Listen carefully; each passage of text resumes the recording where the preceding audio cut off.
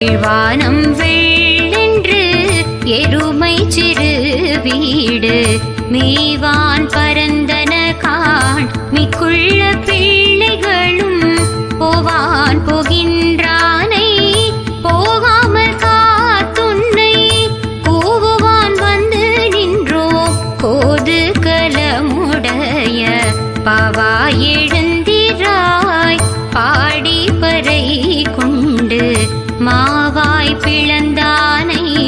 மல்லரை மாட்டிய தேவாதி தேவனை சென்று நாம் சேவித்தால் ஆவாவென்றாராய்ந்து அருளேலொரும் பாவா.